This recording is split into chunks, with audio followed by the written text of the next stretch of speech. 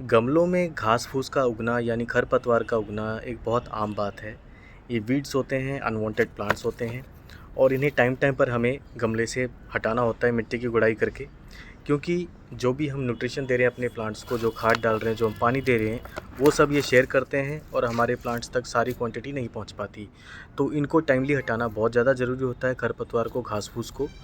आज मैं इस वीडियो में बताने वाला हूँ कि ये जो घास फूस आपने हटाया है अपने गमलों में से, अपनी क्यारियों में से, अपने ग्रो बैग्स में से, उसको फेंकने के बजाय कौन से वो 3 तरीके हैं जिनसे आप इनको काम में ले सकते हैं वापस अपने गार्डन में ही। तो लास्ट तक इस वीडियो को ज़रूर देखें। आप देख रहे हैं मानवीज टेरेस गार्डन।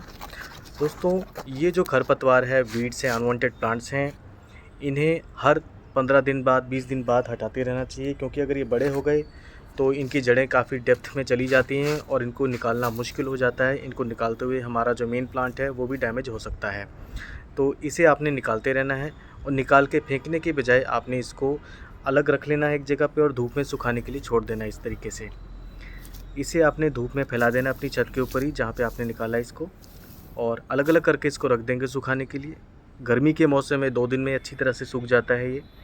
और अगर मौसम ठंडा है, सर्दियों का टाइम है, तो 4 से 5 दिन भी लग सकते हैं धूप में इसको सूखने में। इसे आपने सूखने के लिए छोड़ देना है, अच्छी तरीके से इसको सुखाना है।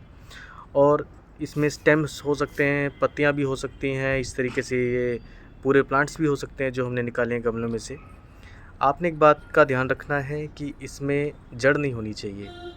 अगर किसी पार्ट में जड़ है, किसी प्लांट में जड़ है जो आपने निकाला है, घास फूस वगैरह, उसकी जड़ को आपको अलग करके फेंक देना है। क्योंकि जड़ सूखने के बाद भी जब आप यूज़ करेंगे तो वो दोबारा पानी मिलते ही हरी हो जाती है और वो प्लांट दोबारा तैयार हो सकता है। तो आपने जड़ को निकाल के फेंक देना है, उसके बाद वो यूज़ करने के लिए बिल्कुल रेडी हो जाता है। इस तरीके से आपने इसको सुखाने के लिए छोड़ देना है अलग अलग करके। ये 2 दिन बाद आप देख सकते हैं काफ़ी सूख गया है, अभी पूरी तरह से नहीं सूखा है, काफ़ी हरा है। इसे आप क्रश करके देखेंगे, तोड़ के देखेंगे तो आसानी से नहीं टूटेगा। तो इसे आपने तब तक सुखाना जब तक कि बिल्कुल ब्राउन कलर का नहीं हो जाता, लाइट ब्राउन कलर का, गोल्डन कलर का सूख के। अगर ये ज़रा भी हरा दिख रहा है तो ये तैयार नहीं है। दूसरी बात का आपने ध्यान रखना है कि इसके अंदर किसी तरह के कोई बीज नहीं होने चाहिए। अगर ये जो घास फूस, खरपतवार, वीड्स आपने अलग किए हैं, इसमें किसी तरह के कोई बीज अगर आपको नज़र आ रहे हैं सुखाते हुए, तो वो पार्ट अलग कर लें, उसको फेंक दें। क्योंकि वो बीज भी जब आप यूज़ करने में कोशिश करेंगे तो वो बीज से भी नए पौधे तैयार हो सकते हैं, उनको फिर से आपको रिमूव करना पड़ेगा, तो आपका काम बढ़ जाएगा। तो इस बात का आपने ध्यान रखना है, इसे अच्छी तरीके से सुखा लेना है आपने। यही नेचुरल फार्मिंग है फ्रेंड्स।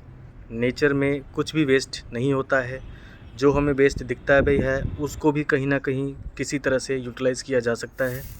ये 3 दिन के बाद आप देख सकते हैं बिल्कुल कम्प्लीटली ड्राई हो चुका है, गोल्डन ब्राउन हो चुका है ये। और अब मैं आपको इसके 3 यूजेस बताने वाला हूँ जो बहुत ही आपको हेल्प करेंगे अपनी गार्डनिंग में। पहला यूज़ है इसका, इसके छोटे छोटे टुकड़े बना लें इस तरीके से। और जो आप कंपोस्ट बना रहे हैं, जो कंपोस्ट बिन में आप डेली किचन का कचरा डाल रहे हैं, उसमें जो सूखा पार्ट डालना होता है, उसमें इसको आप इस्तेमाल कर सकते हैं बहुत आराम से कंपोस्ट बनाने के लिए। दूसरा तरीका, इसके इस तरीके से पीसेस कर लें, चाहे तो आप छोटे कर लें या बड़े कर लें, जैसे भी आपकी रिक्वायरमेंट है। आप इससे मल्चिंग करें, आपके गमलों में मिट्टी के ऊपर इसकी एक लेयर बना दें। उससे क्या होगा, मिट्टी तक सीधे धूप नहीं पहुंचेगी, मिट्टी का टेम्परेचर बराबर बना रहेगा, मिट्टी के अंदर मॉइस्चर, पानी देर तक रुका रहेगा। साथ ही अनवांटेड जो वीड्स हैं, ये प्लांट्स हैं, ये नहीं उगेंगे। तो ये दूसरा बहुत बड़ा बेनिफिट है इसका। मल्चिंग आप ज़रूर करें इससे। मल्चिंग के बहुत ज़्यादा फ़ायदे हैं फ्रेंड्स। प्लांट की ग्रोथ पे बहुत कमाल का पॉजिटिव असर होता है, बहुत हेल्दी ग्रोथ होती है आपके प्लांट की। तीसरा इसका यूज़ है कि जब आप गमले तैयार कर रहे हैं, नए ग्रो बैग तैयार कर रहे हैं, तो उसमें ये जो सूखा हुआ सारा अपना वीड है, ये अनवांटेड प्लांट्स हैं हमारे, इनको आप गमले में भर सकते हैं। नीचे बॉटम में 25-30% इसको भर देंगे तो ये गमले का वज़न को भी कम करने में हेल्प करेगा। साथ ही 3-4 महीनों में खुद ही गल के खाद भी बना देगा, तो पौधे को न्यूट्रिशन भी मिलता रहेगा। तो इस तरीके से आप इसको 3 काम में ले सकते हैं। मैं इस तरीके से इसको काम में ले रहा हूँ और काफ़ी अच्छा रिज़ल्ट है मुझे। पहले मैं इनको फेंक देता था निकाल कर, बट अब मैं अपने गार्डन में ही इनको यूटिलाइज़ कर रहा हूँ। तो इस तरीके से रीयूज़ कर सकते हैं हम, रिसाइकिल कर सकते हैं चीज़ों को।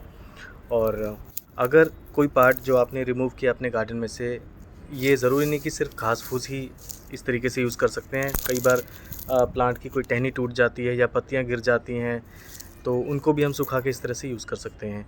इसमें एक और बात का आपने ध्यान रखना है कि अगर प्लांट का कोई ऐसा पार्ट है जिसमें कीड़े लग गए थे, या बहुत ज़्यादा वो फंगस का अटैक था उसमें, तो उसको आपने बिल्कुल यूज़ नहीं करना है, उसको घर पे नहीं रखना है, उसको जितनी दूर हो सके उसको फेंक दें या जला दें, क्योंकि वहाँ से दोबारा बाकी प्लांट्स के ख़राब होने के चांसेस हो सकते हैं। चाहे वो एफिड्स का अटैक हो या फ्रूट फ्लाई का अटैक हो, किसी भी तरह का कोई पेस्ट अगर लगा हो तो उसको मत रखें।